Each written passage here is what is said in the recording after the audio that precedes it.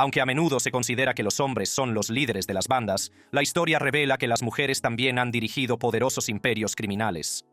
Desde Sister Ping, con un patrimonio neto de más de $40 millones, hasta Griselda Blanco, con un patrimonio de más de $2.000 millones, aquí están las 20 líderes de bandas más ricas de la historia. Empecemos. Pearl Elliott, $40,000. Pearl Elliott fue una famosa madama y socia de algunos de los criminales más infames de la época de la ley seca. Nacida en Hillsburg, Indiana, llevó una vida tumultuosa, casándose varias veces antes de involucrarse en actividades delictivas. A finales de la década de 1920, Elliott era conocida en Kokomo, Indiana, por regentar un burdel. Su negocio atrajo la atención de las autoridades locales y fue arrestada con frecuencia. En 1929, la policía allanó su casa y fue acusada de regentar un prostíbulo, aunque el caso fue desestimado más tarde. Los vínculos criminales de Elliott se intensificaron cuando se involucró con Harry Pierpont, un conocido ladrón de bancos. Se rumoreaba que lo había acogido a él y a los miembros de su banda después de su fuga de la prisión estatal de Indiana en 1933. A finales de 1933, Elliott también estaba asociada con la banda de John Dillinger, y supuestamente ejercía de tesorera del grupo y de intermediaria de los anticipos. Aparecía en la lista de enemigos públicos del Departamento de Policía de Chicago y era buscada por sus vínculos con las actividades delictivas de Dillinger. Su patrimonio neto también aumentó hasta alcanzar los $40,000. Tras la muerte de Dillinger, en 1934, la vida de Elliott comenzó a desmoronarse. Según los informes, padecía una enfermedad terminal y pasó sus últimos días en casa de su madre. Mientras que la riqueza de Pearl Elliott procedía de vínculos criminales, la de Parker creció de forma diferente. Bonnie Parker, $73,000. El viaje de Bonnie Parker, de chica de pueblo a una de las criminales más infames de Estados Unidos, comenzó en 1930 cuando conoció a Clyde Barrow. Nacida en 1910 en Rowena, Texas, Bonnie era una estudiante brillante con sueños de convertirse en actriz. Se casó con Roy Thornton con solo 16 años, pero la relación rápidamente se volvió abusiva. Después de que Thornton fuera enviado a prisión, la vida de Bonnie cambió drásticamente cuando se cruzó en su camino Clyde, un exconvicto volátil. En los primeros días de su relación, Clyde fue arrestado de nuevo, pero Bonnie introdujo a escondidas un arma en la prisión, ayudándole a escapar. Así que los dos se embarcaron en una ola de crímenes, robando bancos y negocios en varios estados, y rápidamente atrajeron la atención nacional con casi $73,000 en activos robados. La banda de Barrow era despiadada, y su violencia provocó la muerte de varias personas, entre ellas 9 agentes de la ley. En 1932, Bonnie fue capturada durante un robo fallido y encarcelada durante 2 meses. Finalmente fue puesta en libertad, alegando que la banda de Clyde la había secuestrado. Reunida con su compañero, Bonnie volvió a la ola de crímenes. Sin embargo, el 23 de mayo de 1934, Bonnie y Clyde fueron emboscados por la policía en una lluvia de balas en Luisiana. Mientras que la ola de crímenes de Bonnie terminó en muerte, los vínculos de Ma Barker con los criminales le llevaron a un destino diferente. Ma Barker, $12,000. A menudo, se describe a Ma Barker como la mente maestra de la famosa banda Barker Karpis, pero los relatos históricos sugieren lo contrario. Aunque viajaba con sus hijos y participaba en sus actividades delictivas, gran parte del mito que rodea su papel fue fabricado por J. Edgar Hoover y el FBI para justificar su violenta muerte en 1935. Así pues, Ma Barker se casó con George Barker en 1892 y tuvieron 4 hijos. La familia Barker vivía en la pobreza, y sus hijos se dedicaron a la delincuencia desde muy jóvenes. Su hijo Fred, junto con Alvin Karpis, formaron la infame banda Barker Karpis en la década de 1930. La banda fue responsable de una serie de robos de bancos, secuestros y asesinatos. En aquel momento, se creía que Ma Barker tenía un patrimonio neto de unos $200,000. Aunque los medios de comunicación han presentado a menudo a Ma como la mente maestra del crimen, los miembros de la banda, incluido Karpis, han restado importancia a su papel. No era la líder de la banda, sino una cómplice que ayudaba alquilando casas seguras, haciendo recados y proporcionando cobertura a sus hijos. En enero de 1935, Ma y Fred murieron en un tiroteo con el FBI en Florida. Aunque la influencia criminal de Ma Barker fue exagerada, la siguiente mujer de nuestra lista se enfrentó a desafíos aún mayores. Thelma Wright, $400,000.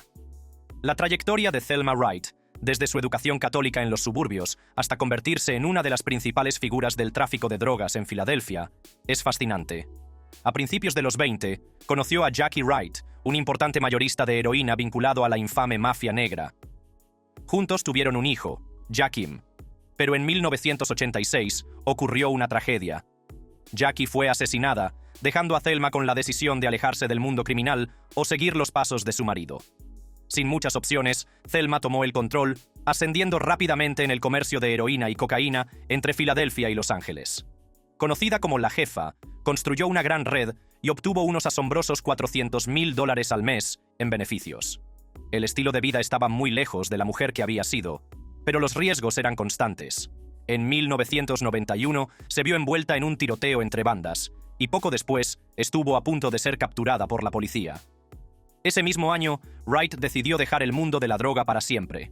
Mantuvo un perfil bajo durante años hasta 2011, cuando publicó sus memorias, revelando su pasado. Además, reveló que ganaba $400,000 al mes. Mientras Thelma dejaba atrás su pasado criminal, otra mujer se alzaba para dominar un imperio aún más mortífero. Stephanie Street Clair, $500,000. Stephanie Street Clair, nacida en 1897 en Martinica, fue una pionera del crimen organizado que se convirtió en una leyenda local en Harlem a principios del siglo XX. Conocida como Madame Queen, St. Clair dirigía un exitoso juego de números, una forma de juego ilegal que era crucial para la economía de Harlem. Se convirtió en una de las pocas mujeres involucradas en este negocio dominado por hombres, ayudando a su comunidad, proporcionando empleos y donando a iniciativas de progreso racial. Su patrimonio neto era de aproximadamente $500,000. Cuando terminó la era de la prohibición, las familias de la mafia, lideradas por figuras como Dutch Schultz, intentaron apoderarse de la escena del juego de Harlem. Sin embargo, St. Clair y su ejecutor, Ellsworth Bumpy Johnson, se negaron a ceder a sus demandas. Se defendió saboteando las operaciones de Schultz e incluso avisó a la policía, lo que provocó una gran redada en su casa. Además, luchó contra la corrupción y defendió los derechos de la comunidad negra, llegando incluso a enfrentarse a agentes corruptos en la década de 1930. A pesar del acoso constante, persistió y testificó ante la Comisión Seabury sobre las comisiones ilegales de la policía, lo que provocó el despido de varios agentes. Aunque St. Clair acabó retirándose del juego de las cifras, continuó su defensa hasta su muerte en 1969. Mientras St. Clair luchaba contra el control de la mafia, la siguiente mujer de nuestra lista abandonó el mundo criminal. Gertrude Lithgow, $1 millón. Gertrude Lithgow fue una de las contrabandistas de alcohol más destacadas durante la ley seca. Nacida en 1888, trabajó en varios empleos antes de dedicarse al comercio del ron, convirtiéndose en una figura clave en el negocio clandestino del alcohol de la década de 1920. Tras la prohibición en 1917, el comercio de alcohol se disparó, y Lithgow aprovechó la oportunidad. Trabajó para A. L. William Co. en Londres, y finalmente los convenció para que respaldaran su incursión en el comercio del ron. Trasladada a Nassau en 1922, vendió alcohol importado a contrabandistas, alegando que todas sus transacciones eran legales. Trabajó con mayoristas de whisky escocés británico y su producto de alta calidad se ganó rápidamente una reputación, lo que le valió la colaboración de figuras notorias como el capitán Bill McCoy. A pesar del escepticismo debido a su género, Lithgow demostró ser una figura formidable. Era conocida por su confianza y su actitud sensata, y en una ocasión amenazó con violencia a un crítico después de que éste insultara su alcohol. Lithgow se hizo increíblemente rica, pero dejó el negocio del ron en 1926 tras una mala racha y una creciente competencia. Más tarde se mudó a Detroit, donde fue propietaria de un negocio de alquiler de coches, antes de retirarse en California con un patrimonio neto de $1 millón. Al igual que Gertrude Lithgow ganó millones en el comercio del ron, Claudia Ochoa Félix gobernó el imperio criminal de México. Claudia Ochoa Félix, $1 millón. Claudia Ochoa Félix era una figura notoria en el mundo criminal de México. Se hizo famosa como líder de los Antrax, la temida unidad de asesinos del cártel de Sinaloa, y a menudo se la llamaba la emperatriz de Antrax. Ochoa Félix causó sensación en las redes sociales en 2014, publicando fotos glamurosas de sí misma con AK-47 dorados y rosas, bolsos de diseño y viajes de lujo. Su aspecto deslumbrante y sus conexiones con el cártel la convirtieron en una figura cautivadora pero peligrosa. Además, se rumoreaba que su patrimonio neto rondaba el $1.000.000. Corrieron rumores de que había asumido el liderazgo de los Anthrax después de que su pareja sentimental, José Rodrigo Arechiga, fuera arrestado. Aunque ella negó con vehemencia cualquier implicación en las operaciones del cártel, las autoridades mexicanas la vincularon a la banda criminal. Además, estaba casada con el Chavo Félix, un narcotraficante del cártel de Sinaloa, y tuvieron 3 hijos juntos. Trágicamente, la vida de Ochoa Félix llegó a su fin cuando fue encontrada muerta por una sobredosis de drogas en su casa de Culiacán. La noche anterior a su muerte, había estado en un club nocturno con un hombre que la encontró sin vida a la mañana siguiente. Mientras que la vida de Ochoa Félix terminó en tragedia, la siguiente mujer de nuestra lista también se movió en el peligroso mundo del crimen organizado. Virginia Hill, $1 millón. Virginia Hill fue una figura poderosa en el mundo del crimen organizado. Nacida en Alabama en 1916, Hill comenzó su carrera como camarera y más tarde entró en el mundo criminal como mensajera del Chicago Outfit en la década de 1930. Su belleza y encanto la ayudaron a ascender de rango. Hill tenía una mente aguda y se convirtió en una pieza clave, actuando como una cámara de compensación central para la inteligencia de la mafia. Además, el ascenso de Hill en el mundo del crimen la llevó a relacionarse con algunos de los mafiosos más notorios de la época, como Joseph Epstein y Charles Fischetti. Desempeñó un papel fundamental en la recopilación de información para la mafia de Chicago e incluso actuó como enlace entre figuras poderosas. Virginia Hill tenía un patrimonio estimado de alrededor de $1 millón, pero fue su aventura con Bugsy Siegel lo que la hizo infame. Los dos tuvieron una relación apasionada y la participación de Hill en la vida y muerte de Siegel permanece envuelta en misterio. Después del asesinato de Siegel, la vida de Hill dio un giro. Se casó con Hans Hauser en 1950 y se mudó a Europa.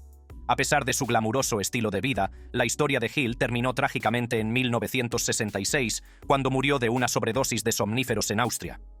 A continuación, tenemos la historia de Judy Moran, que da un giro salvaje en el mundo de los crímenes violentos de Australia.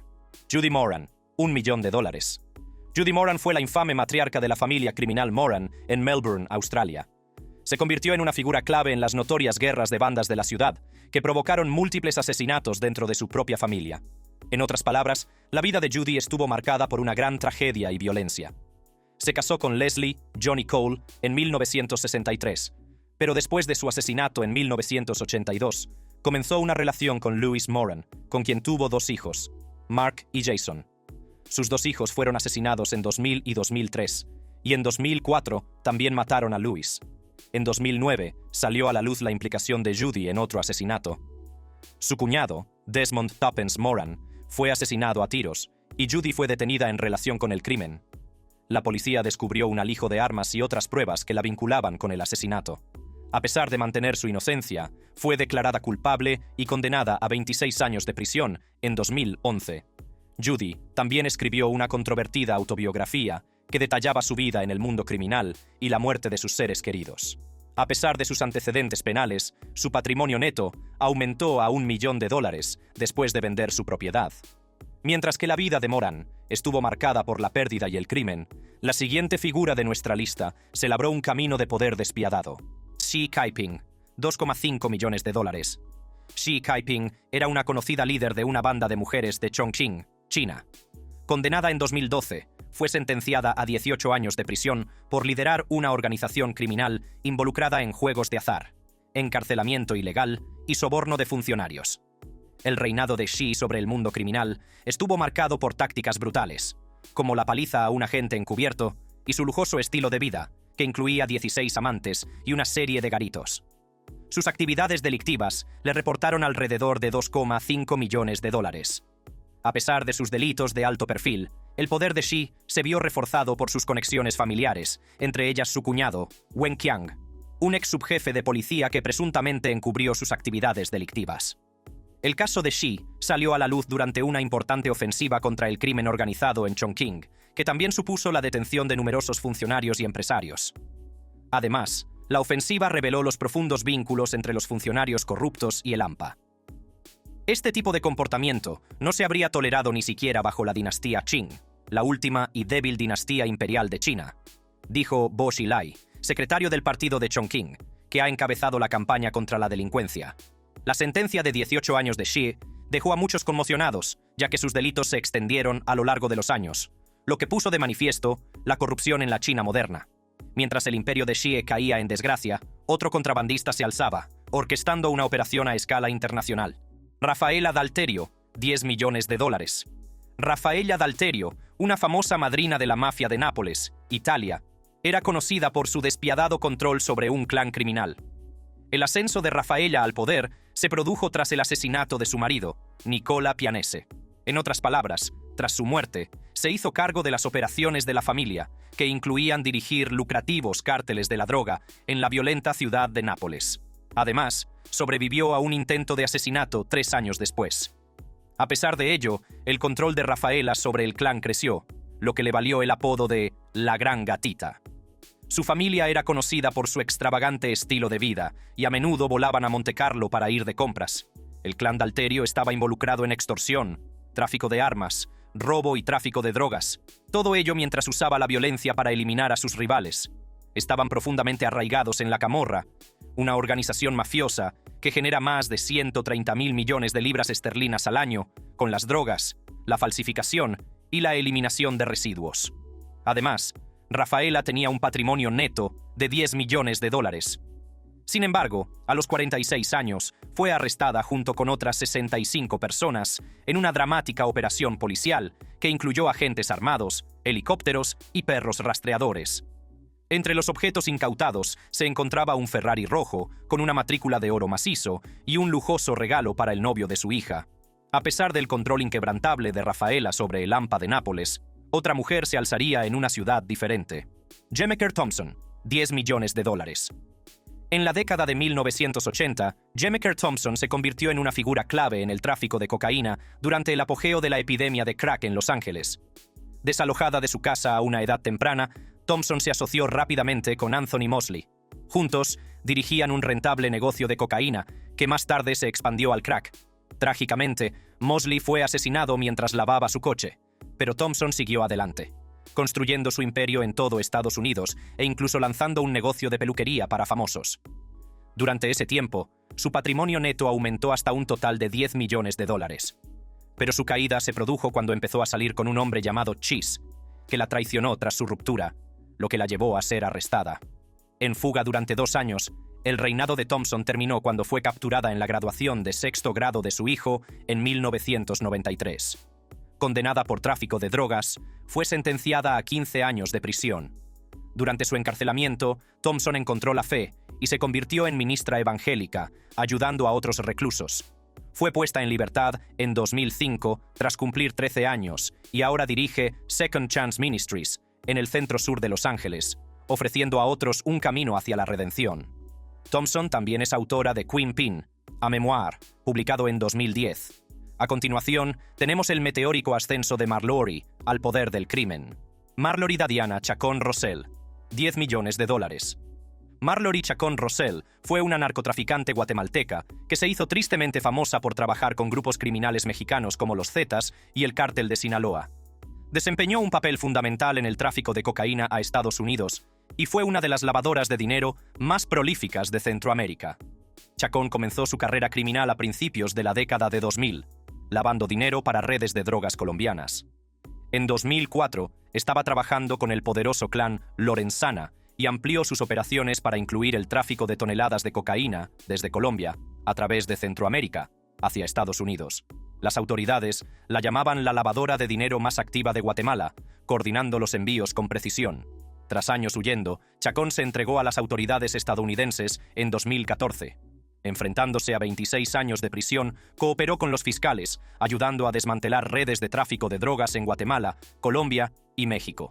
Su cooperación condujo a la captura de varias figuras clave, entre ellas el traficante colombiano Daniel "El Loco" Barrera y funcionarios guatemaltecos vinculados a la corrupción. En 2019, Chacón fue puesta en libertad tras cumplir tan solo 5 años de condena. Desde su liberación, se ha sabido poco de ella, pero su legado como una de las figuras femeninas más poderosas es innegable, junto con los $10 millones que acumulaba al mes.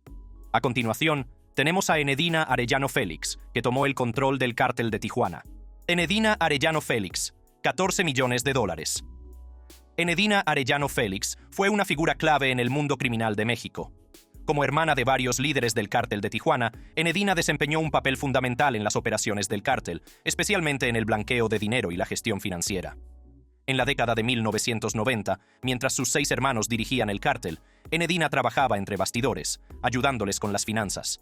Pero tras la detención de un actor financiero clave en 2000, dio un paso al frente y acabó tomando el control de las finanzas del cártel.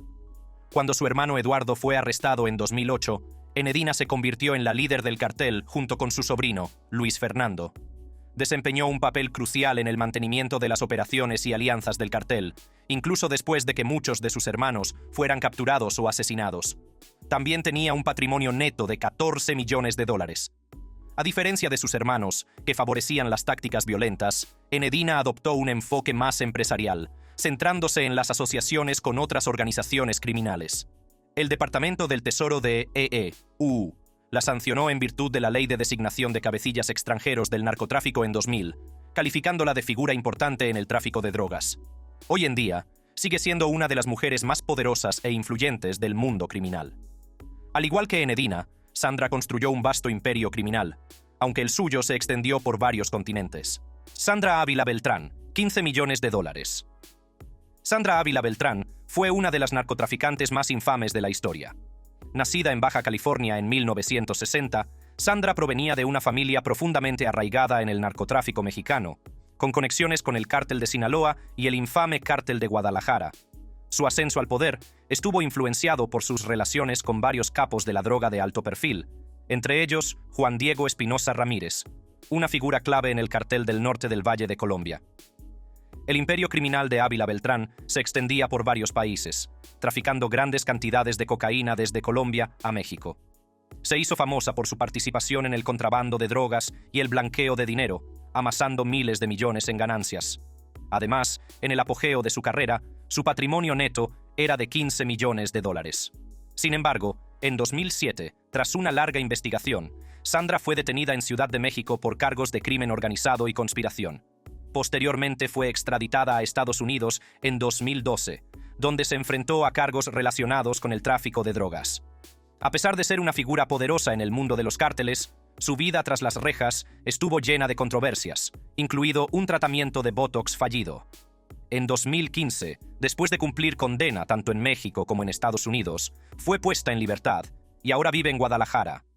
Mientras el imperio criminal de Sandra se extendía por continentes, otra mujer se alzaría en China, al mando de un poder diferente. Hermana Ping, $40 millones. Cheng Shui-ping fue una de las contrabandistas más notorias de la historia. Nacida en 1949 en la provincia china de Fujian, la hermana Ping dirigió una enorme red de contrabando entre 1984 y 2000, introduciendo a más de 3.000 personas en Estados Unidos.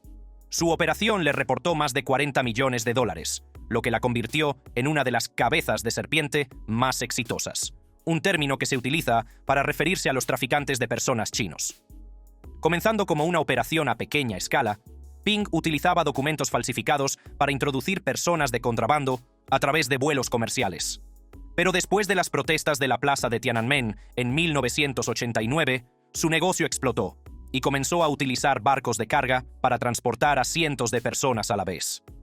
A pesar de enfrentarse a múltiples obstáculos legales, incluido el cumplimiento de una pena por contrabando en Canadá, Ping continuó expandiendo su operación. Su red de contrabando era muy sofisticada y abarcaba varios países.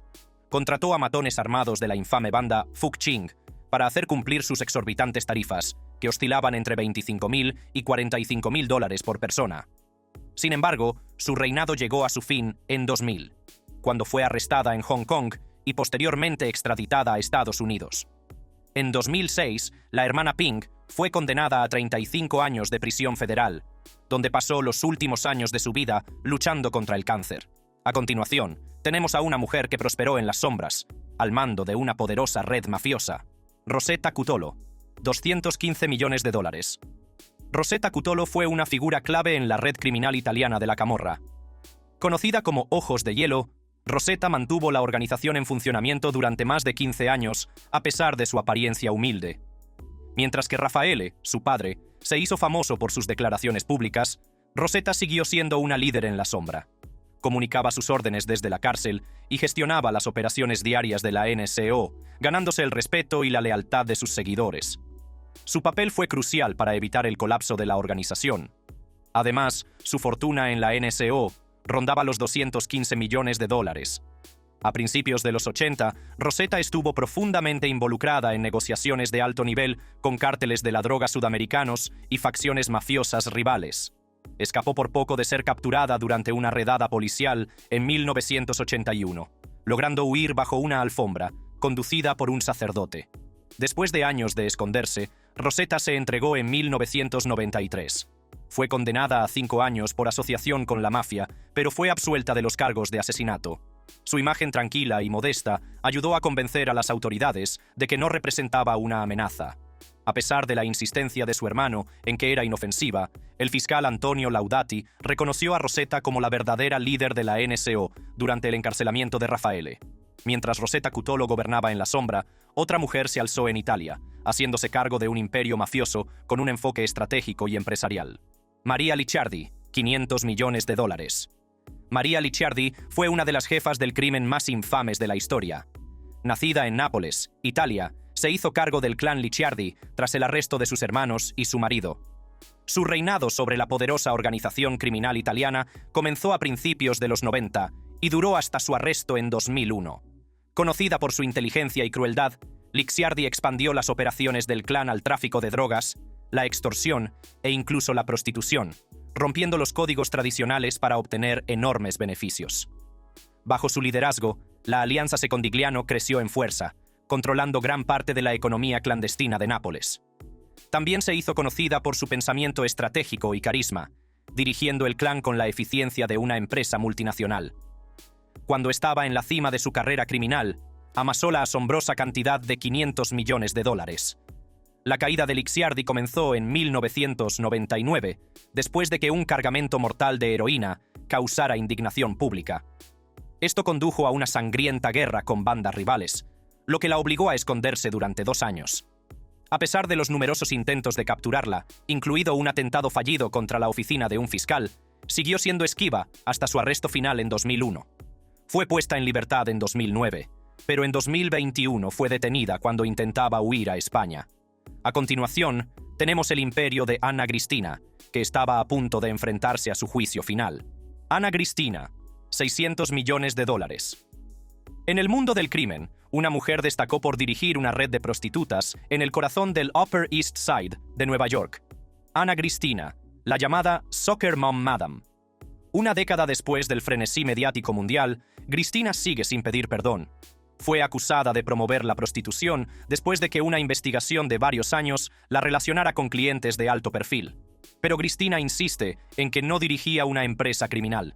De hecho, pensaba que estaba bien, y pensaba que dirigía un negocio como Martha Stewart, y que no había nada malo en ello, dijo, alegando que sus operaciones se parecían más a un servicio de citas que a cualquier otra cosa. Fue arrestada, pasó 4 meses en la prisión de Rikers Island, y finalmente se declaró culpable de un solo cargo de prostitución a cambio de tiempo cumplido y libertad condicional. Durante casi 20 años, Cristina dirigió su negocio, atendiendo a clientes adinerados que pagaban entre $1,000 y $25,000 la hora durante un fin de semana. En el momento álgido de su carrera, su patrimonio neto ascendía a $600 millones. Además, insiste en que las mujeres nunca fueron obligadas y que todo fue consentido. Ahora, Cristina vive en el norte del estado de Nueva York, en paz, pero sigue luchando para que se anule su condena. Al igual que Anna Cristina dominó el mundo de las escorts de alto precio, Griselda Blanco forjó su imperio criminal. Griselda Blanco, $2,000 millones. Griselda Blanco, conocida como la madrina de la cocaína, fue una narcotraficante colombiana que dominó el tráfico de drogas en Miami en los años 70 y 80. El imperio de Blanco, valorado en $2,000 millones, se construyó sobre el tráfico de grandes cantidades de cocaína, generando millones de dólares al mes. Desempeñó un papel clave en el establecimiento del comercio de cocaína entre Colombia y Estados Unidos. Nacida en Cartagena, Colombia, la vida de Blanco estuvo marcada por la violencia desde una edad temprana. Creció en Medellín y rápidamente se vio involucrada en delitos menores. Al final de su adolescencia, se había introducido en el negocio de la droga, primero traficando marihuana y luego pasando a la cocaína. Se casó con 2 hombres involucrados en el negocio, y después de que uno de los matrimonios terminara en asesinato, se casó con Alberto Bravo, solo para que éste fuera asesinado más tarde por una disputa comercial. La operación de Blanco abarcó varias ciudades, lo que le valió un arresto en 1985 por tráfico de cocaína. A pesar de haber sido condenada, continuó ejerciendo poder tras las rejas. En 1998 se declaró culpable de múltiples asesinatos y cumplió condena hasta su liberación en 2004 debido a su mala salud. Sin embargo, la vida de Griselda Blanco terminó en 2012 cuando un asesino en motocicleta le disparó 2 veces en la cabeza en Medellín, imitando el método que utilizaba para eliminar a sus rivales durante los violentos días de la guerra de la droga en Miami. Si te ha gustado este vídeo, sigue explorando haciendo clic en cualquiera de las tarjetas de la pantalla para ver más vídeos emocionantes como este.